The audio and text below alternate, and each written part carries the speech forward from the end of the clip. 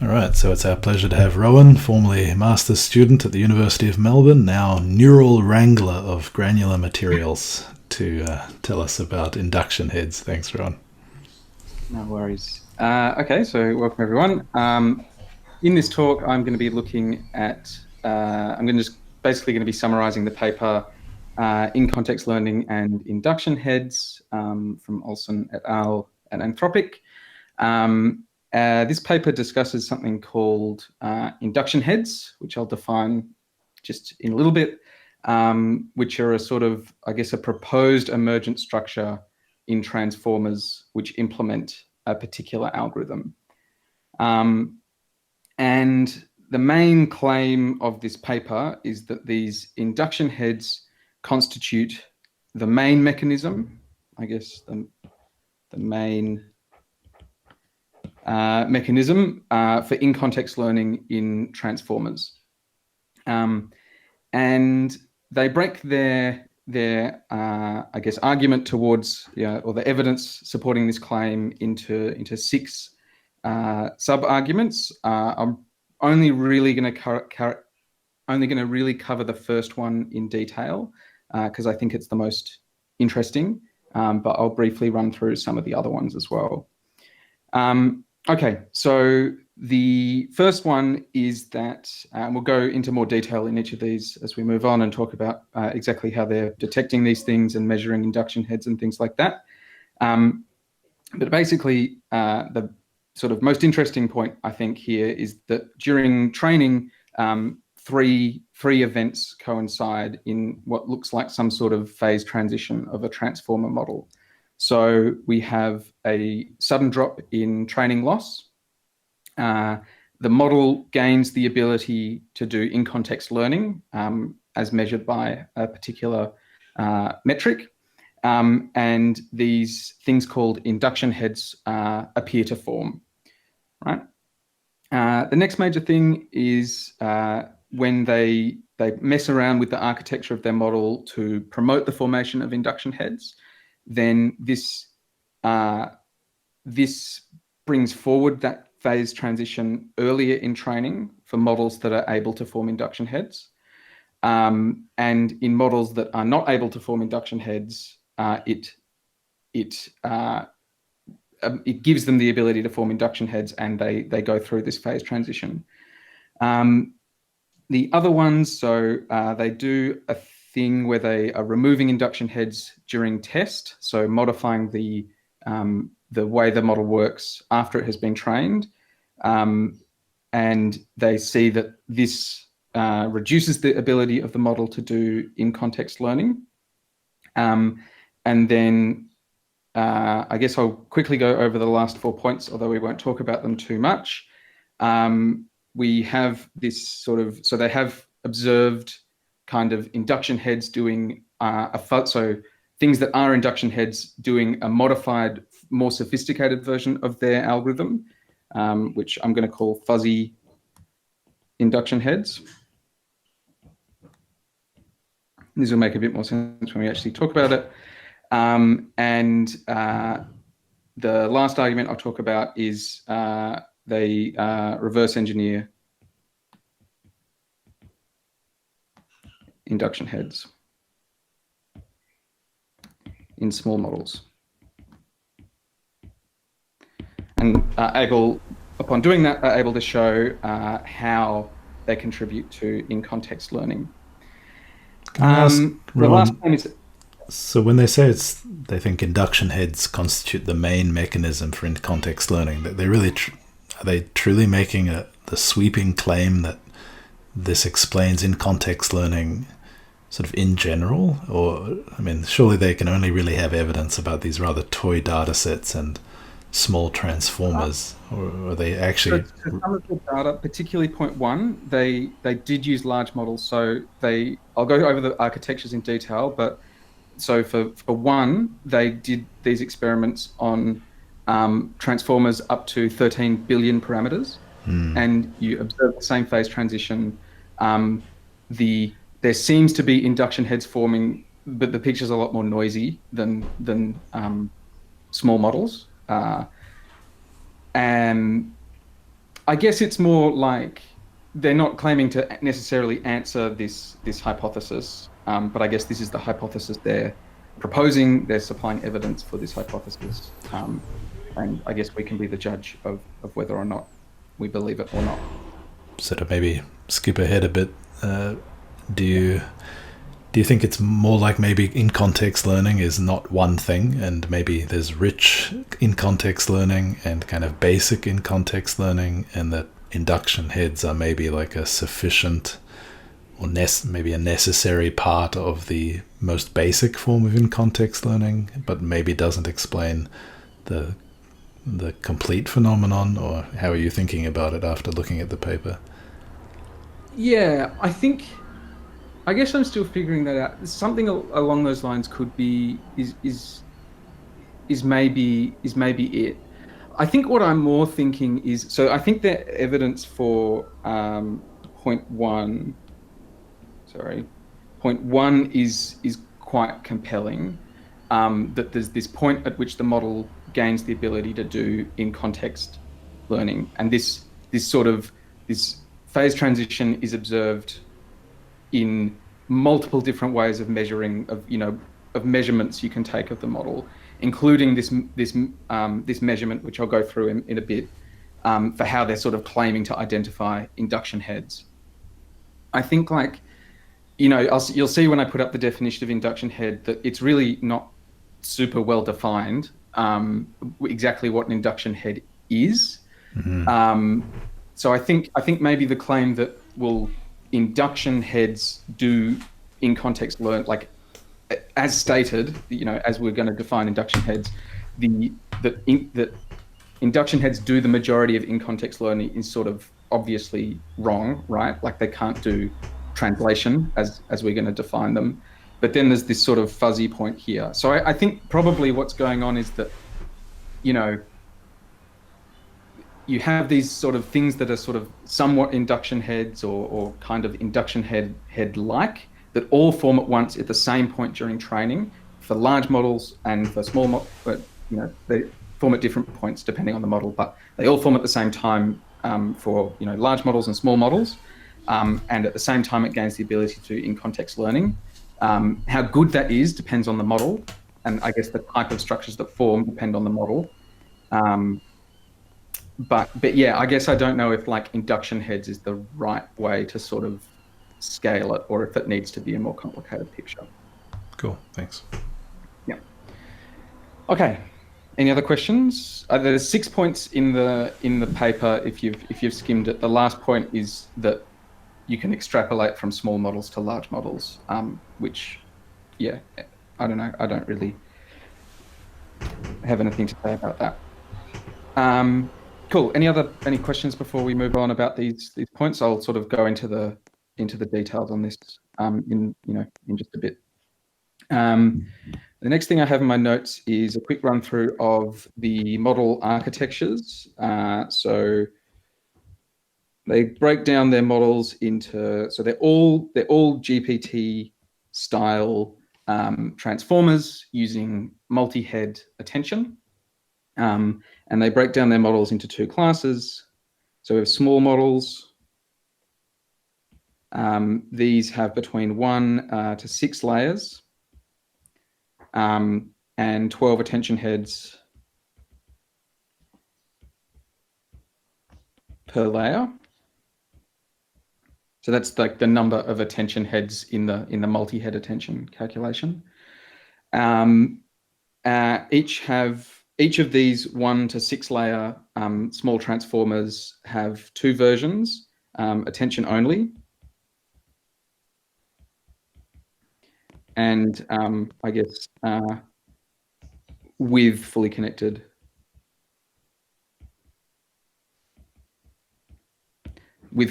layers. And then we also have large models.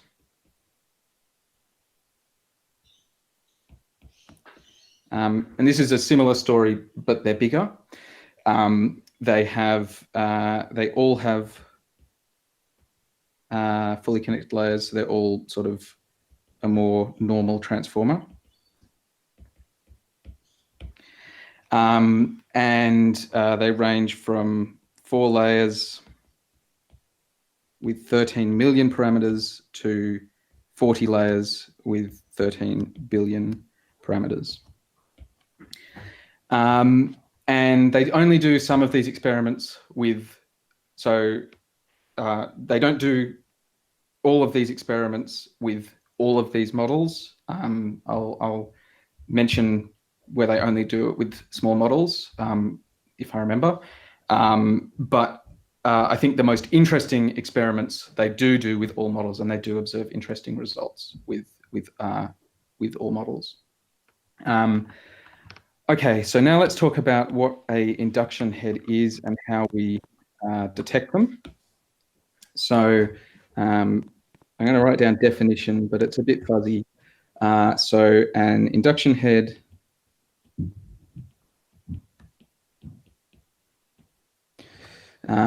is an attention head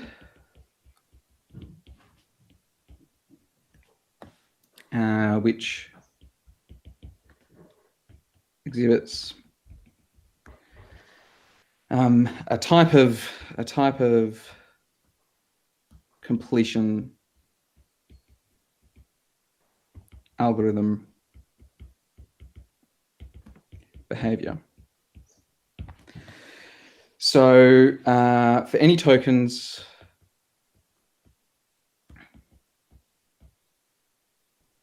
A and B and a sequence of the form A, B, so some stuff at the start, A, B, a gap, and then another A. So A is the token that this head is looking at. It influences the next token prediction to be B, right? So an induction head performs an algorithm which looks for the previous occurrence of the current token and predicts or tries to influence the prediction that the next token will be the one that followed the current token the last time it occurred, right? Any questions about that before we keep going? Cool. You can consider sort of fuzzy versions of this as well. So where instead of having the exact same A and the exact same B here, we have like a similar A and then in the same way a similar B, and you can sort of do a fuzzy induction. So the examples they use with this are like translation tasks or something along those lines. We'll maybe talk a little bit more about that later. Can I ask before you continue? Yeah. So when you say influences the next token prediction, so each head, I guess, does that by adding to the value that's sort of received at a given entity. But this particular head, it basically just only predicts this, or is it? I mean, how does influence work? I'm saying influence here. So they say it predicts that the next token is B. Okay. But like to me, that doesn't make sense because like the head doesn't predict. A head does any prediction, right? Like the prediction happens way down the line. So the head contributes to the overall sum by almost entirely contributing the value B, which goes in with all the other heads to actually make the final prediction. But this particular head basically is just obsessed with this. Yeah. So they break this down into sort of like a head doing kind of two behaviors. And one is like where it's kind of focusing its attention. So if its attention is mostly on this B, and this is what feeds into their way of measuring it. And the second is that it performs a sort of a copying behavior, which they don't. So they mention this in an appendix that this is part of what's going on, and it seems to form a part of the previous paper. But I don't see where they're measuring any sort of copying when detecting induction heads. So really, I'll mention this I'm about to define how they're going to measure induction heads, but really what they're doing is they're looking at where this head is directing its attention, and they're looking for heads that sort of focus on the token which is after the previous occurrence of this token. I see. Got it. Which is not actually a perfect measure for, something that is performing this algorithm. It could be focusing its attention on it, but doing another type of computation. So that's right. Yeah. So it's more like f of b, like it's predicting some function of b, but your point is that it's a function of b, where b is the and another thing. So I hope I've made this clear. This is like an algorithm, right? This isn't. So the head should do this for any sequence of tokens like this. It shouldn't do it for it's not memorizing that after Michael comes Jordan, right? It's performing an algorithm even on random sequences of tokens. Mm-hmm. So that's the sort of the main point of this. Okay, they're going to measure. I think Matt had a question. Oh, sorry. Can you hear me, Rod? Oh, yeah. No, so could you clarify about the algorithm? Is A and potentially B, is either of those fixed for this individual head, or is a head that looks at whatever the current token is and then goes and finds the previous occurrence of that token? So would the same head be able to apply this algorithm to Michael as well as to any other token? Yep. Yeah, so precisely the last thing you said. So, so the way they measure this is they generate random sequences of tokens that exhibit some sort of repeating pattern, so they can measure it. And induction heads need to be able to identify these repeating patterns. So it's not just about memorizing. Cool. Okay, so they measure the formation of induction heads using a proxy called the prefix matching score. So really this is what everything is being observed in. When they say in the paper they're observing induction heads form, really they're saying they're observing a change in the prefix matching score of particular attention heads. So maybe this should be, I guess this is where I'm thinking maybe an induction head isn't the right notion going on here, but this prefix matching score is an interesting quantity to measure. So given an attention head,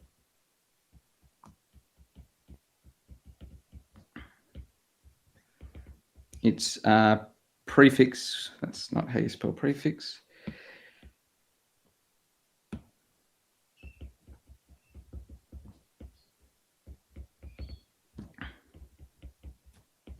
It's prefix matching score, so I guess I'll call this a PMF.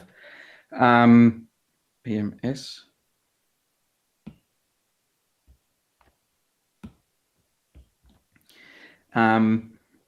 Is computed as follows.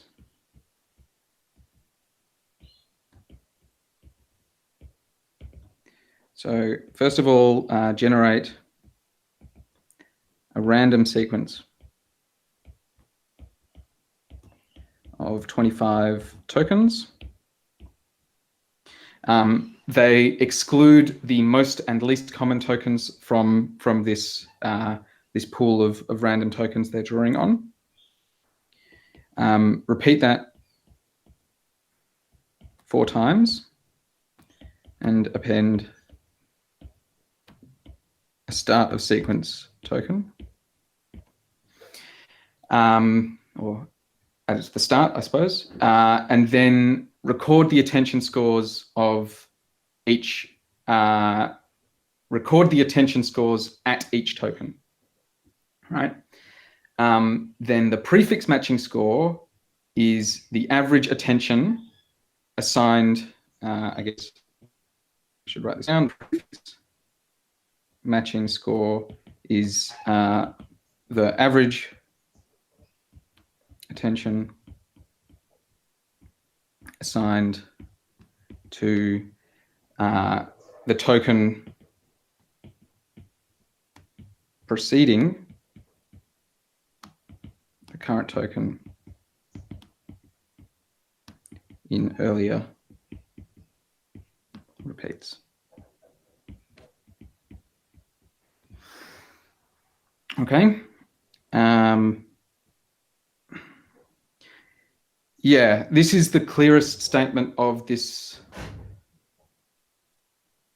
score I could find in the paper. I think, yeah, it wasn't sort of obviously. So this was buried in an appendix, and I think, I suppose it is clear enough, but yeah, I guess it's a bit confusing. Yeah, I have some questions. So I guess what I'm saying is I hope I got this right. What's the point of this starter sequence token? I mean, the training doesn't see this. So all sequences coming into these models have a start of sequence token at the start. Oh, okay, sure. And they found this didn't work very well when they didn't put the start of sequence token on, which is, yeah, sort of interesting. And when so they have some nice sort of visualizations where you can look at where, when you're looking at a particular token, where some head is directing its attention. And when that token hasn't appeared before, so there's no opportunity to do this sort of induction head algorithm for an induction head, right? The induction head tends to look at the start of sequence token instead. Yeah, okay, that makes sense. Yeah, it's actually funny. Transformers sort of often use special tokens as like routing or like to do some kind of breaking of ties and such things. So I guess that makes sense. Okay, so you prepend the start of sequence token, and yeah, all right. Yeah, maybe it's worth saying briefly what a head is, because we haven't covered that in the previous seminars. So we talked in previous seminars when we were describing transformers in terms of query, key, and value weight matrices that convert a vector, which is an entity, to query, keys, and values, and then attention is based on those.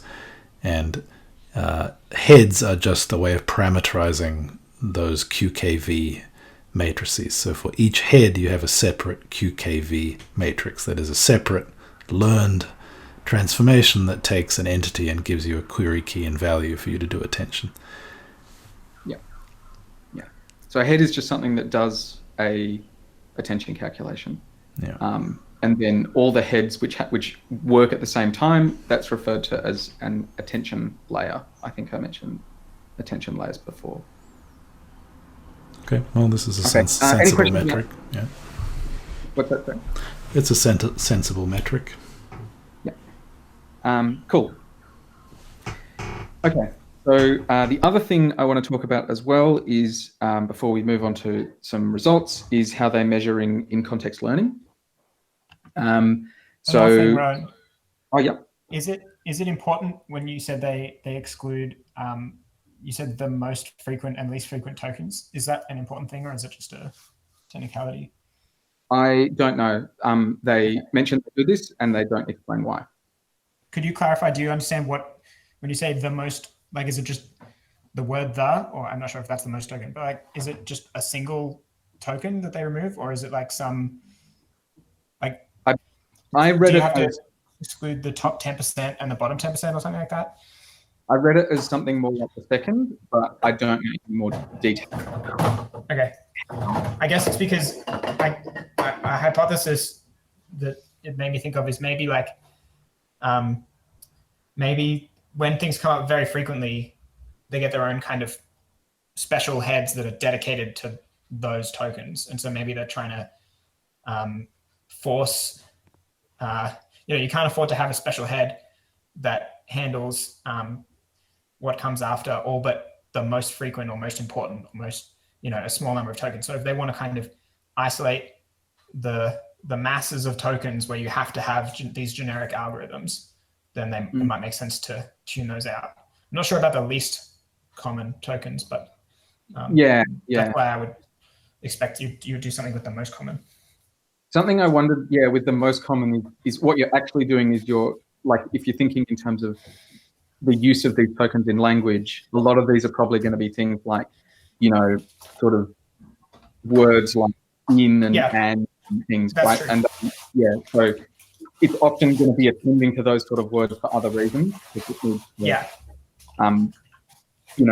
Connect the fact that some pronoun is referring to a particular person or something like that. But I don't know. They didn't really explain it in more detail. Thanks. Okay, so let's talk about measuring in-context learning briefly. So as we've talked about in previous seminars, the idea of in-context learning is that the model should get better at next token prediction the further into the sequence it gets. So we define a measurement of this, the in-context learning score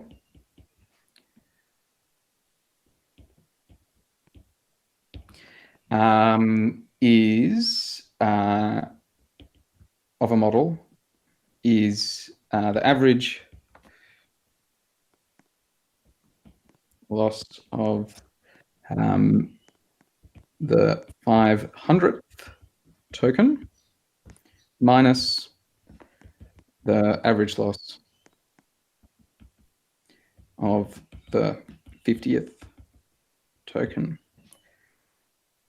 for 512 token sequences, test sequences. So note that a more negative in-context learning score should demonstrate a higher level of in-context learning. The authors claim that the arbitrary choices of 500th and 50th tokens don't change things much. I kind of think it's probably wouldn't be too hard to come up with something better. Maybe they've got reasons for not doing this, but for example, you could just average tokens, the loss of tokens near the start and near the end, and look at that difference. Or you could do something like look at the gradient of a line of best fit to the token index versus loss graph. Both would seem to do similar things to me, but not rely on something going weird, or not be sensitive to something going a bit weird at the 500th and 50th tokens. But that's how we're calculating it in this one. So just to be clear, you talked about two kinds of experiments at the beginning. One were this range of model sizes on natural language data, and the other were kind of these synthetic sequence examples. This score is applied to both?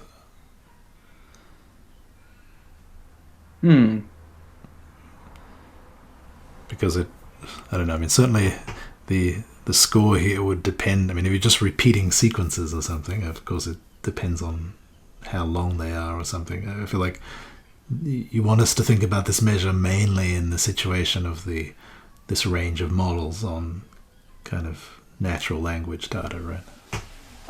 Yeah, I guess they didn't. I come to think of it, I either didn't see or they didn't explicitly mention what their sort of testing data was. But I didn't read it as being on randomly generated data. Generally, when they're using randomly generated like sequences of tokens in these models, it's to compute a particular type of metric. So this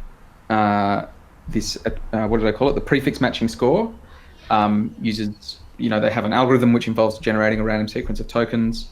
And there's another metric which I won't talk about, which involves generating random sequences or selecting random tokens from natural language. I assume if they didn't say otherwise that this should be based on natural language. Yeah, I guess I could. Yeah, maybe it's worth checking that, but that was my interpretation. Okay, so any other comments or questions before we move on and talk about their first phase change argument? Okay, So let's go take a look. I've got some figures here. Oh, I timed it perfectly. So let's go take a look at some of these figures here on these three boards. So here we have the evolution of these various these measurements throughout the training of some of the small models that they have. So on the first one, we have the in-context learning score evolving over training, where training is measured in sort of number of training tokens consumed. On the second board, we have the prefix matching score for all of the attention heads of the model evolving over training. And on the third board, we have the normal training loss evolving, as it changes over training. So, and as you can see, this is very nicely highlighted in the graphs. We have this sudden change occurring in all three of these measurements at the same time for models which have at least two layers and above. I'll note that, so for a particular model, the orange window drawn on the graph is the same for each of these. So the window in the loss graph is the same as the window in the in-context learning graph and the induction heads graph. And I think this is, I guess this is sort of pretty interesting, right? One thing I'll point out, so to explain the middle graph a little bit more, so here we see multiple curves, so we have one for each attention head. And I guess the interpretation of the authors here is that the induction heads are the ones that change, that jump up quite high, and that the other heads are doing something else. Obviously not the whole entire model won't consist of only induction heads. Then some other stuff is going on in this model. But we have induction heads forming during this phase transition. Sorry, let me just try and figure out what 1 means on the y-axis. So you said the prefix matching score is the average like attention paid to an earlier token, is that right? And 1 would mean that is the only, like, is it the entropy of that distribution, or it's just so it's just the percentage of the attention that is paid to the appropriate token? Yeah. So like attention scores, the total attention is sums up to 1, right? Allocated to all previous tokens. Yeah. And this is the attention.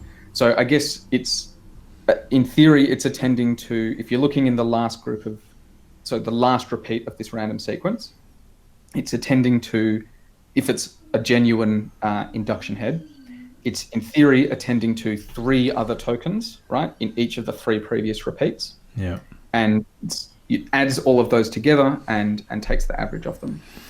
Okay, so if I see 0.5 like I do for maybe 2 of these heads, it's saying that, I mean, it's certainly doing that, right? Like on average.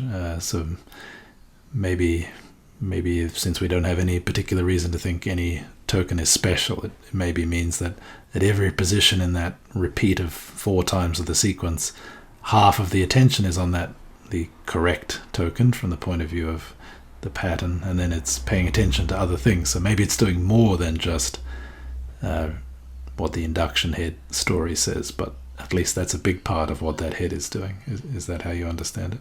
Yes. Yep, that's definitely how I understand it. And I'll send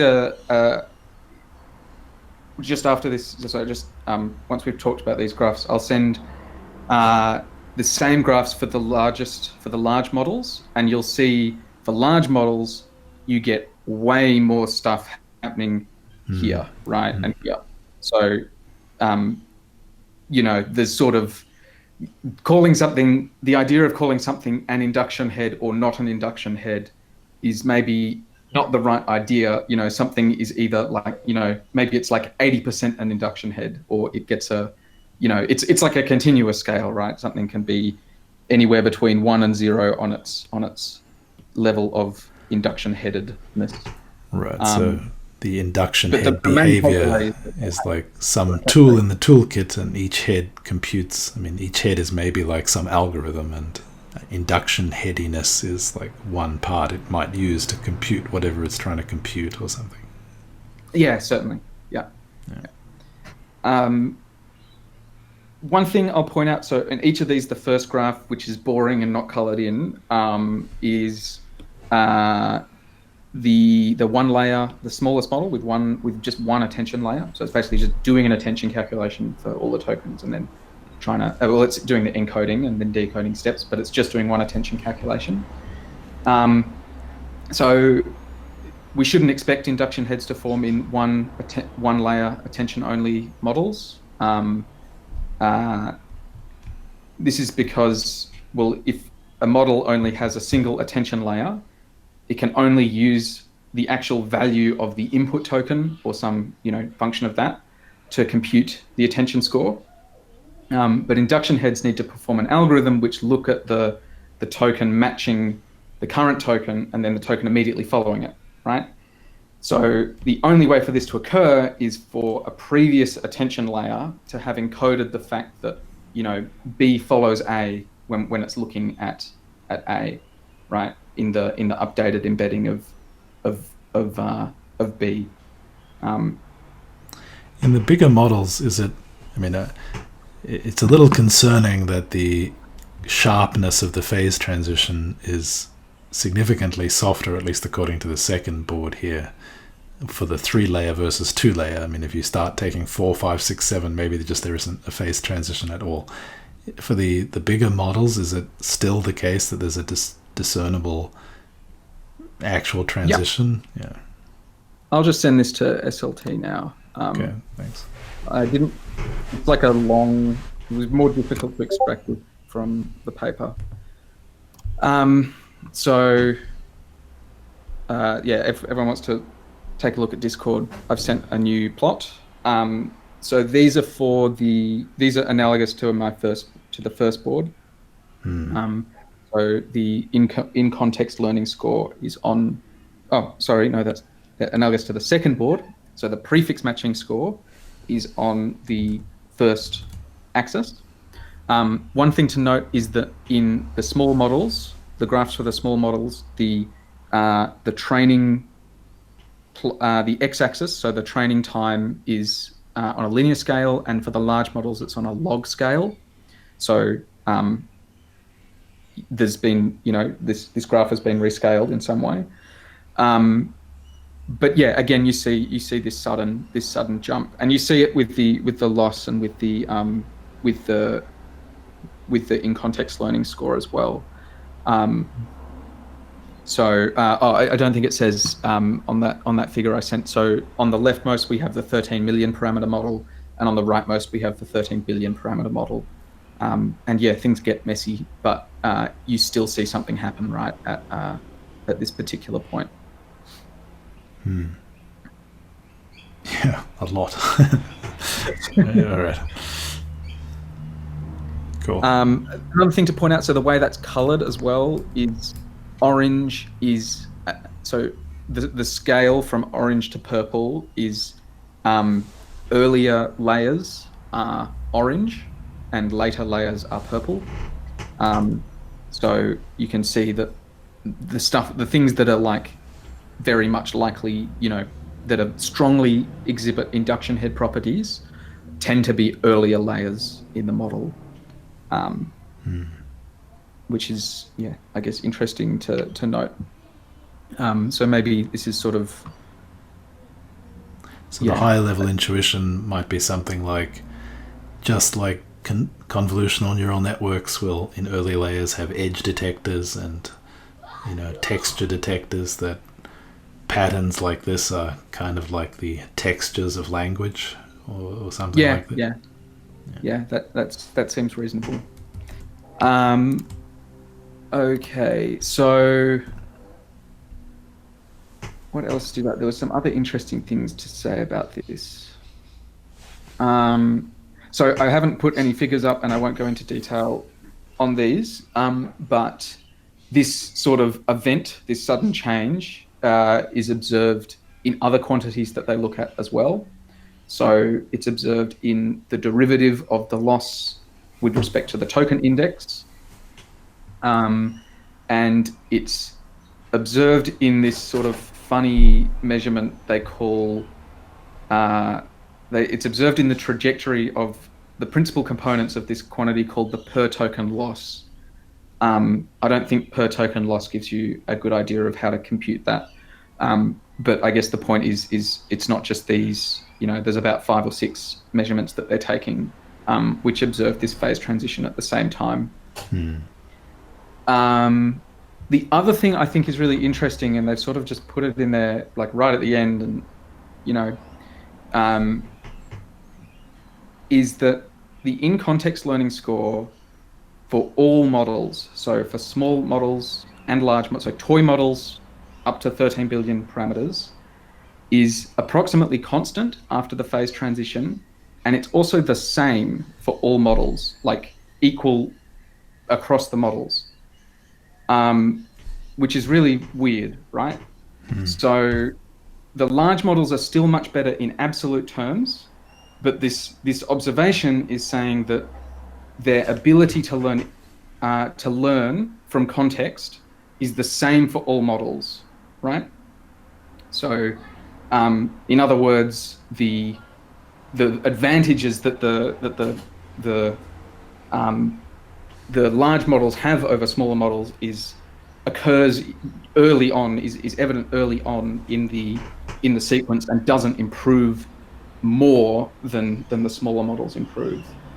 I think I'm not following you. So the in-context learning score, you're saying that it plateaus, roughly speaking, after this phase transition. It plateaus at a higher level for the bigger models than the lower models, but they no.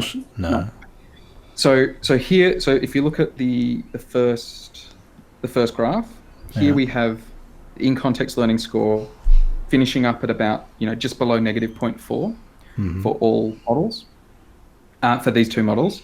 And this is also true of every model. They all plateau at about just less than negative 0.4.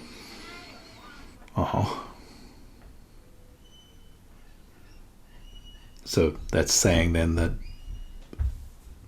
certainly when you improve the size of the model, it gets better at prediction, but whatever improvements are happening are not due to in-context learning past this point. Is that what you're saying?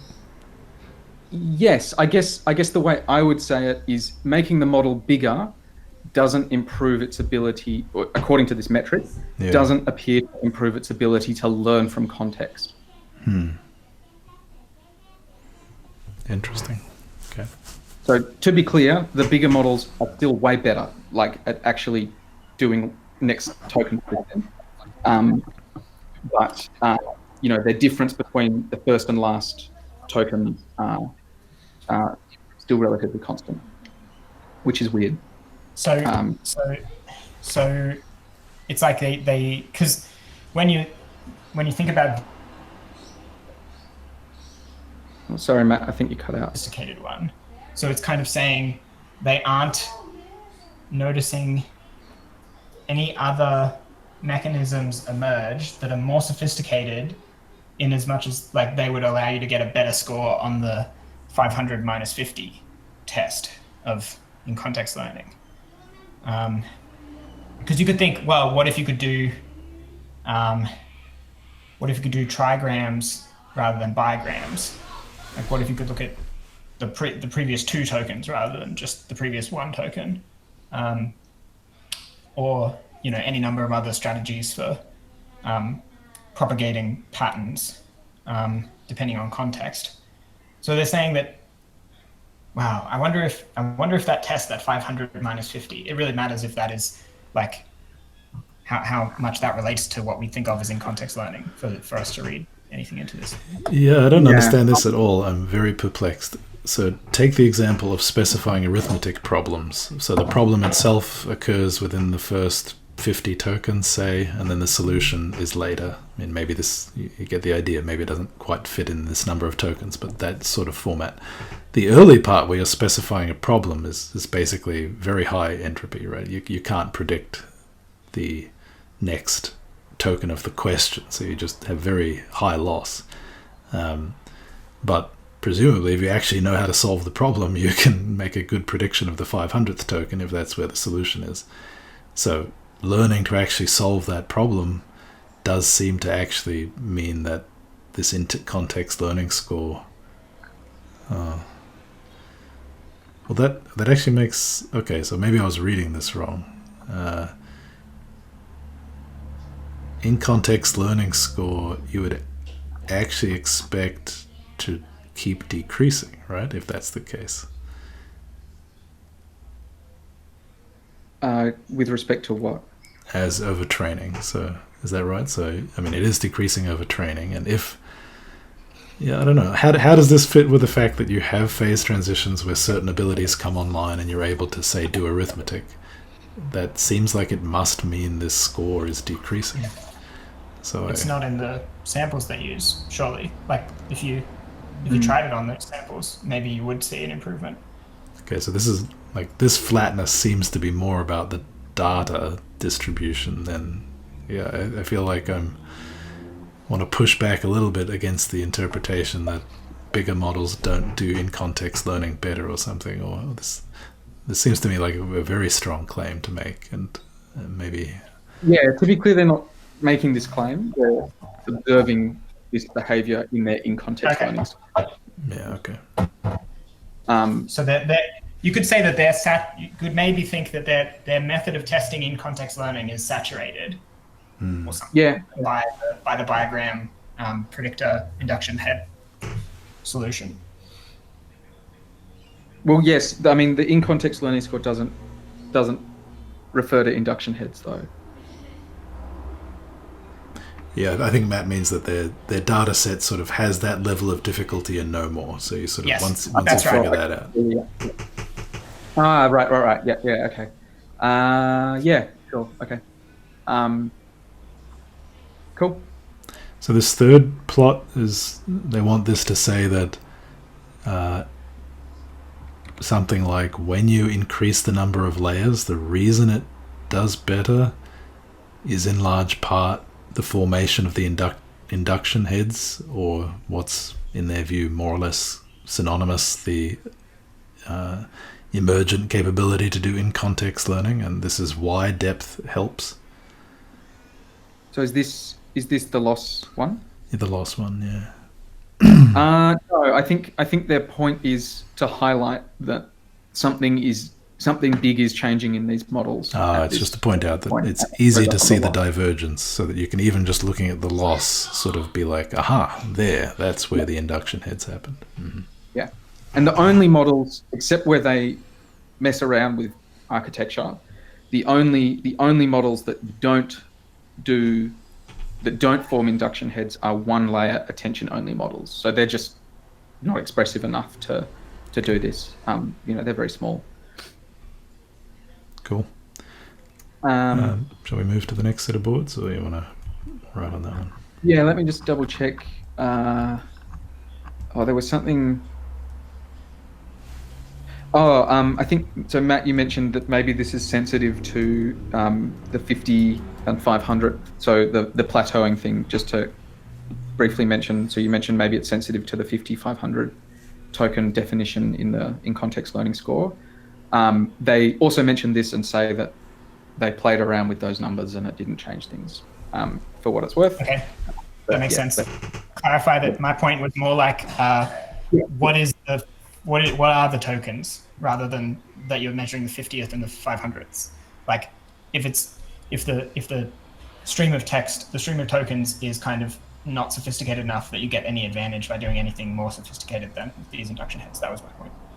Yeah. Okay. Cool. Let's go take a look at. I'm actually going to need to write much more on the boards. Let's stick with this one here, and maybe we can. Yeah, because it'll be useful to sort of maybe refer to these graphs for a bit longer. Okay, so now I'm going to quickly run through some of their other arguments. I think these are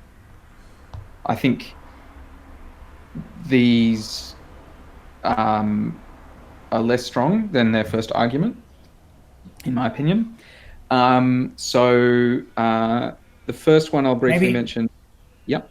Sorry to interrupt. Maybe now's a good time though, because I have like another interpretation, and I'd like to voice this so that I can run it against the other experiments and see if they clarify it for me. But like,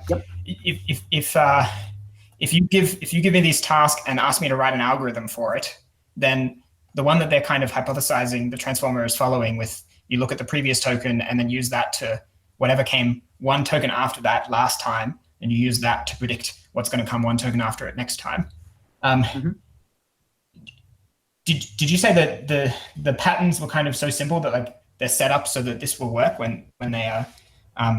Anyway, it doesn't matter. I guess my question is like, well, did they look for once removed induction heads where you're looking at the second to last token, and the last time the second to last token appeared, and the token that came 2 tokens after that, and you use that to detect the next one? That's almost as good. Like it only fails around like the edge cases where you can't use it to predict the second token in the sequence, because there's no token 2 before that.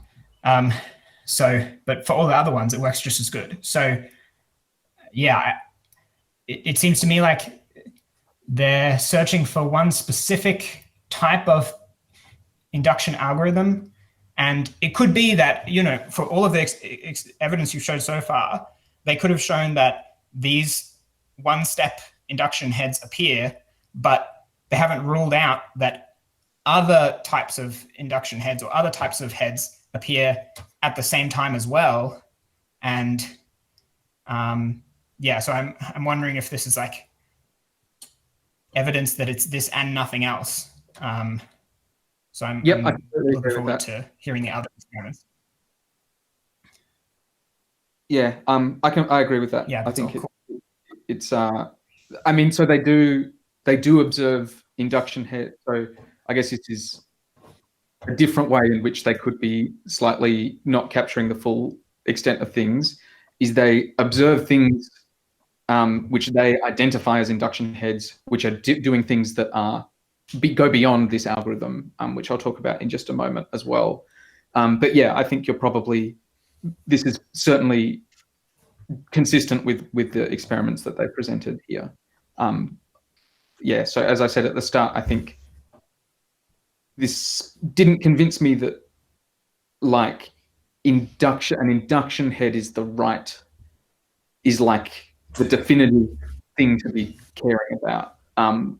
But it did convince me that some stuff is, that there's a particular point where it gains the ability to perform some algorithms, possibly ones they can't capture.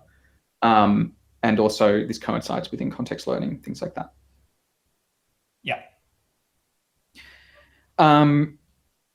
Any other questions or comments before we discuss the other arguments, which will be briefer? Cool.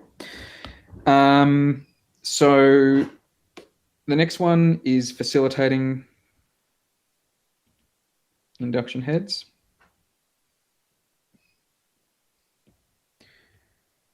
So I'll briefly mention this one. So they modify the architecture of models to make it easier for it to form induction heads.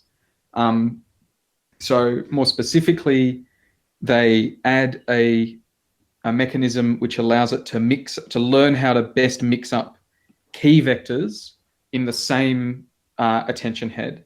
So they, if this is our new key at token index T at head H, we have a trainable parameter alpha, which interpolates between the sort of key computed in the usual way and the previous key.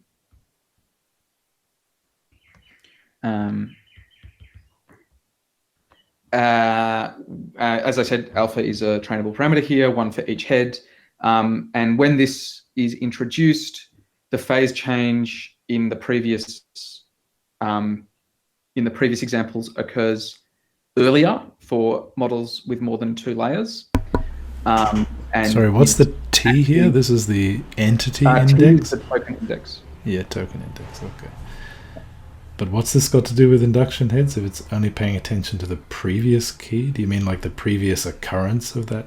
I don't know, like this is just the token immediately preceding this one, right? Yeah, actually. That's a good point.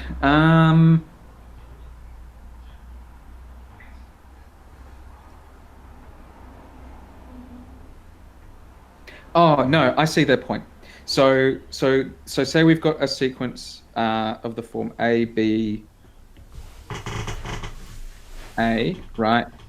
The head this is relevant to is the head that is looking here, right? And this mechanism allows us to move back. data about A into the encoding of B. Yeah, I see.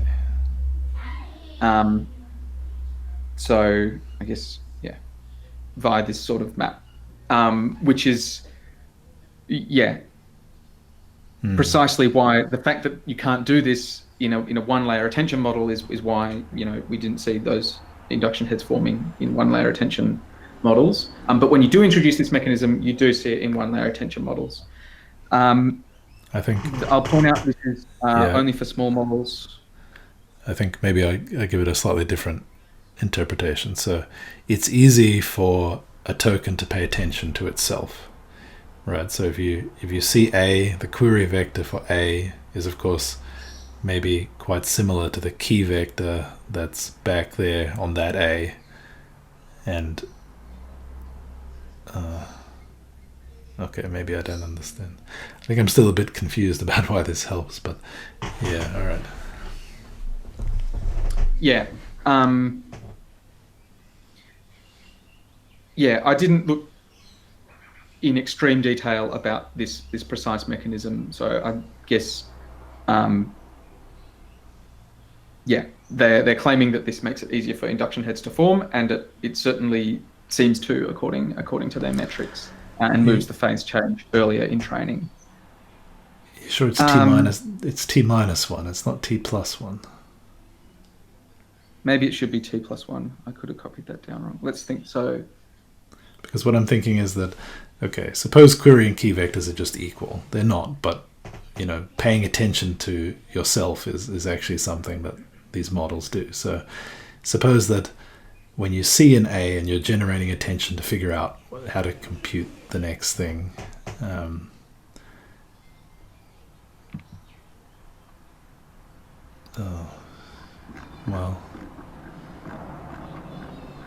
okay, yeah, I don't know.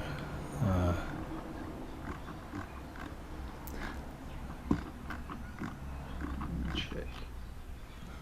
No, this formula. No, -1. It makes sense. Yeah, okay. So because when you're generating the key for that token, you incorporate a bit of the previous token's key, and that means that it'll have a large dot product with anything that looks like A, assuming the query and key for A are similar, right? Because okay, that makes sense.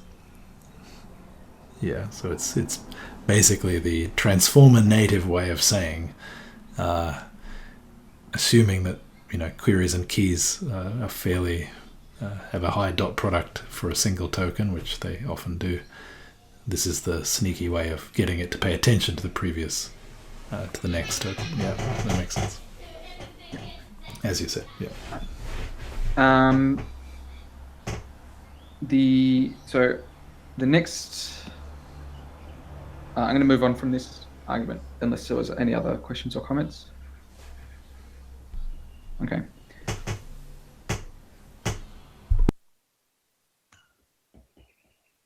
So the next thing they do is they remove induction heads at test time.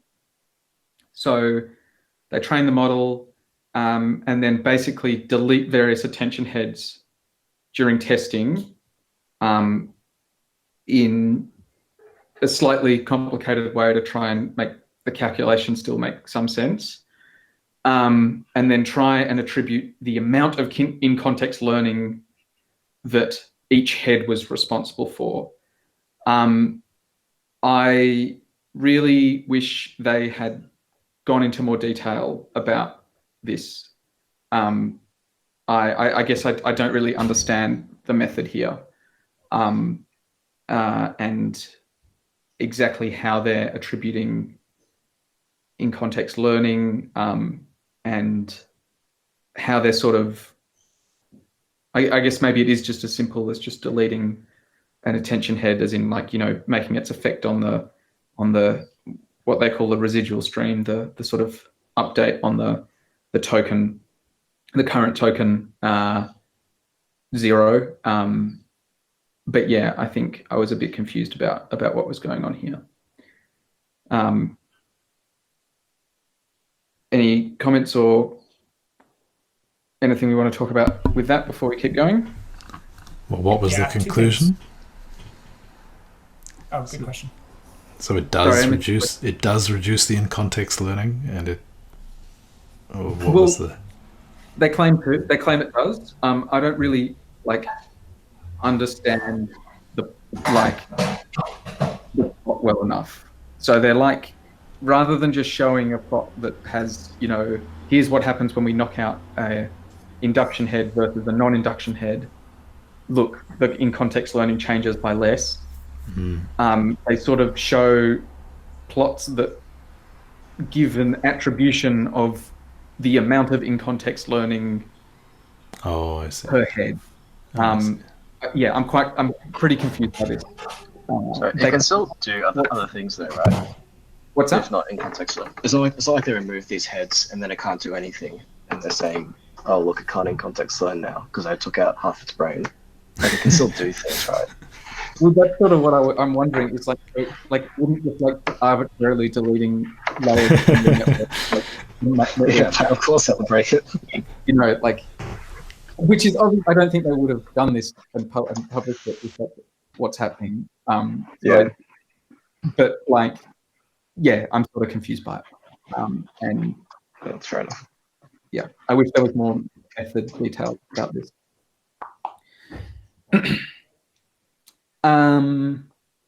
Cool. Any other comments about Matt? Did you have a question? Yeah. Let's assume that they do have evidence that these induction heads that they've identified are responsible for in-context learning, in the sense that when you remove them, it differentially lessens the model's ability to perform in-context learning. Mm-hmm. Then that would, evidence for that would update me to thinking that they found the mechanism for in-context learning rather than just a mechanism for in-context learning, because so it could be that these heads are doing something else and they haven't quite fully understood what these heads are doing. But if you remove the heads and you remove the in-context learning, then it can't be that there's some other heads out there that are doing in-context learning in some other way, I guess. So that's I'm interested in. Could be that those specific heads are doing some other thing, and that thing is what is responsible for in-context learning, and this particular metric is just sort of coming along for the ride, but not the key part of in-context learning. But presumably presumably the plot they're giving is showing that the heads that are most high scoring according to their pattern matching metric are the most responsible, have the biggest effect when you hit them in terms of their effect on in-context learning. And that would be the result that you're looking for, Matt, I think. That's right. That's my presumption based on the description of these plots. I guess they would be doing something like that. Mm-hmm. Yeah, it makes sense.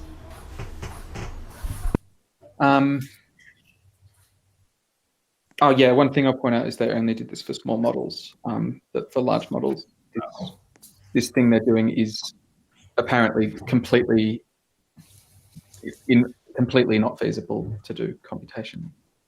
One other thing, actually, is that so you can have an assumption that like this piece of your algorithm is represented by this head, but I don't think the transformer has to like be that modular. So if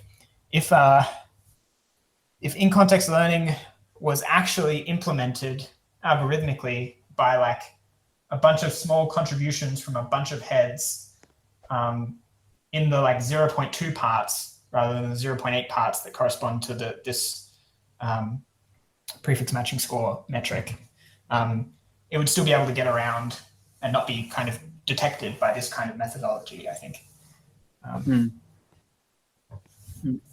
Yeah, I think depending on the specific layout of the specific way that it was distributed across heads, it may or may not be detected. But yeah, I guess I'm still thinking there might be other explanations for this evidence. Cool. Yeah, so I just quickly looked up to see how strong they were stating things in this section. They conclude at the end of this section that they feel comfortable concluding from this that the induction heads are the primary mechanism for in-context learning in small attention-only models, but see this evidence only as suggestive for the MLP case, so the case of small models with fully connected layers. That seems pretty reasonable. Yeah. Sorry, okay. I missed the distinction between what was the MLP case and the not MLP case. Could you quickly fill me in on that? For attention only, they see this. They conclude that it is the primary mechanism for in-context learning. Got it. For MLP, they see it as. Yep. Could you quickly remind me what's the difference between attention only versus MLP architectures? So thinking to like the architecture of say like a GPT style model, it has like an attention layer and then it has a fully connected layer and then it repeats, right? So attention layer has only attention, no fully connected layers. Got it. Yeah, thank you. And then, yeah, for maybe obvious reasons, they're much easier to sort of understand.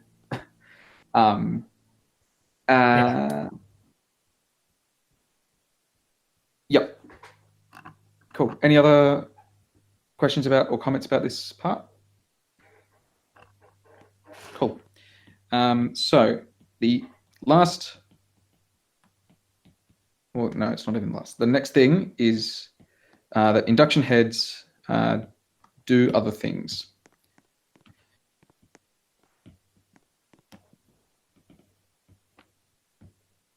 Right. So in this section, induction heads, including induction, which is not what we think it is.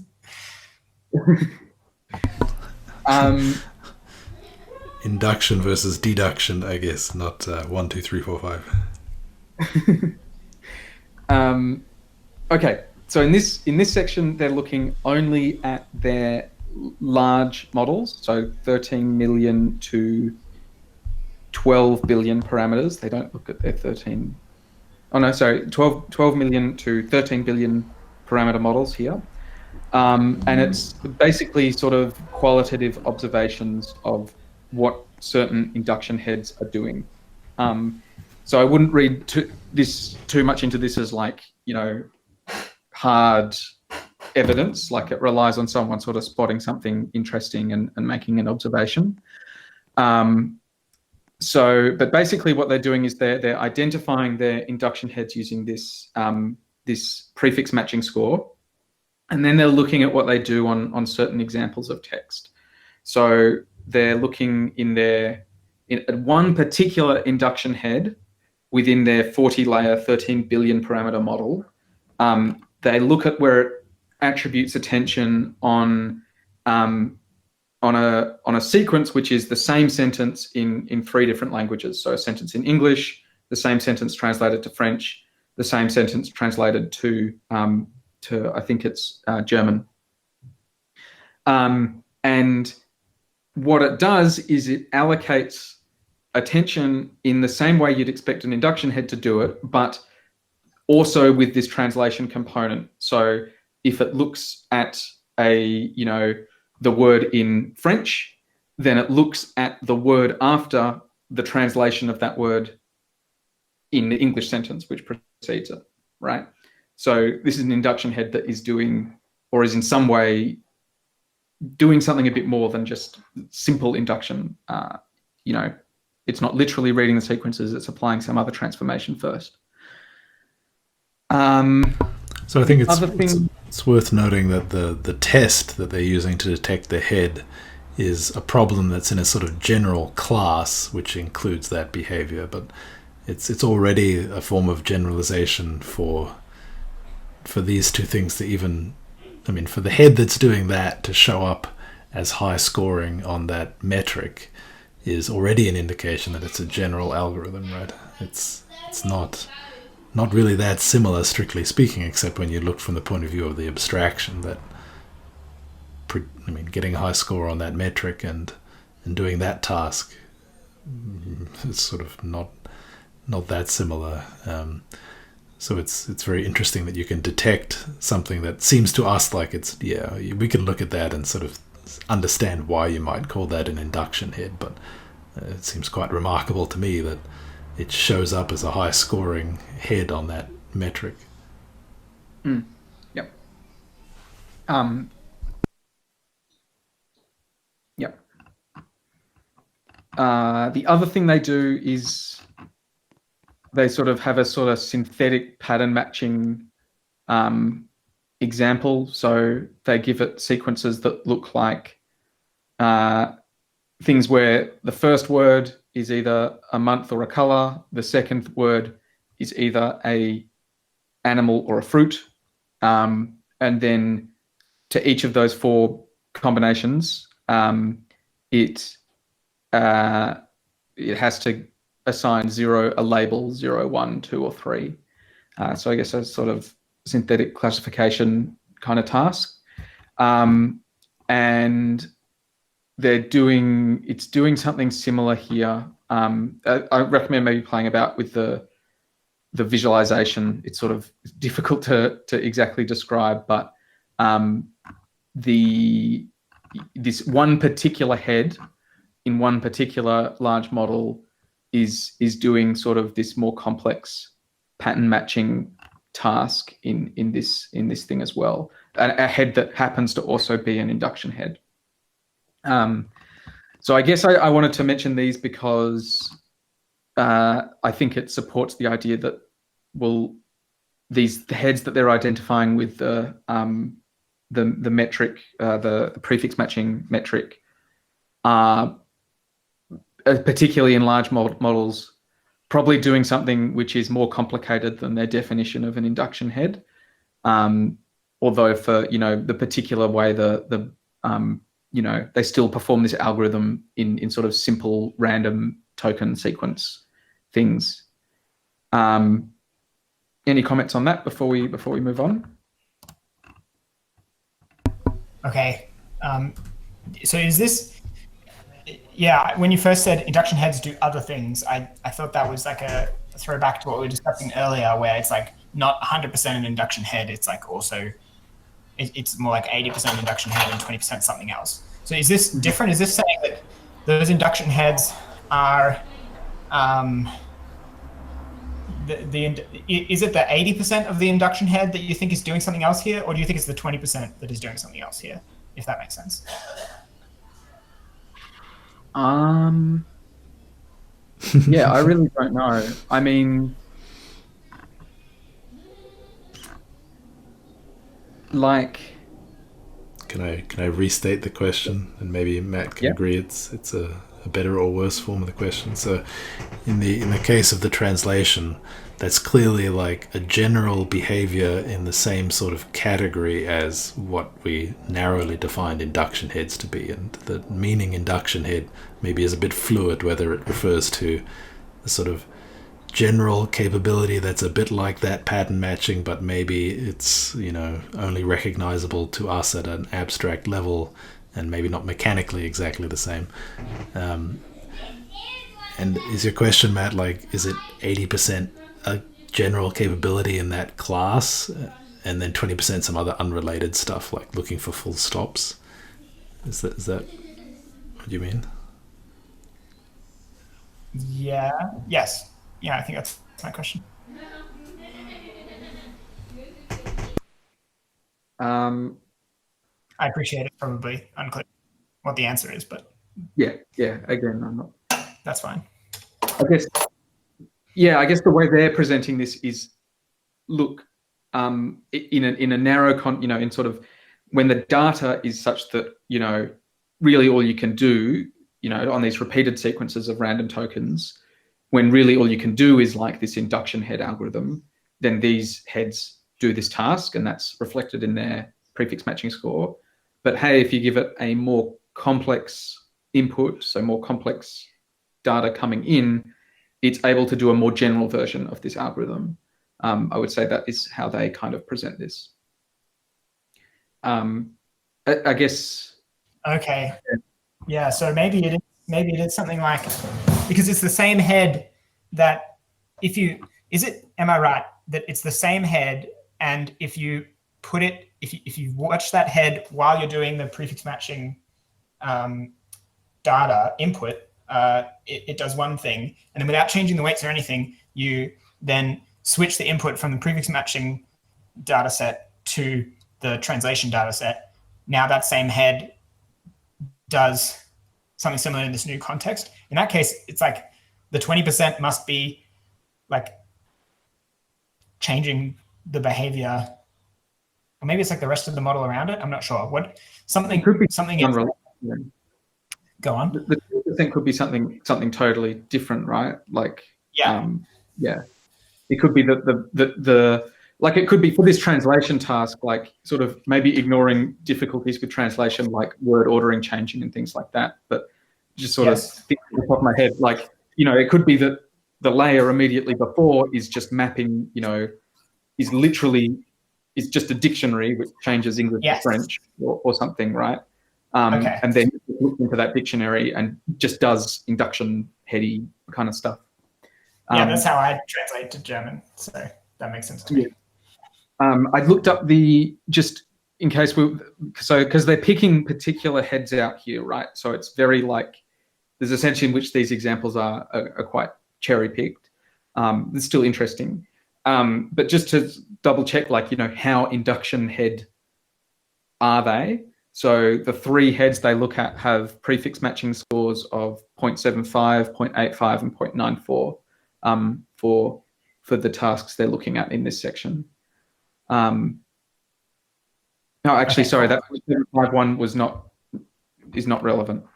So yeah, 0.85 and 0.94, but it's two different. Yeah. Okay. So strongly induction heads.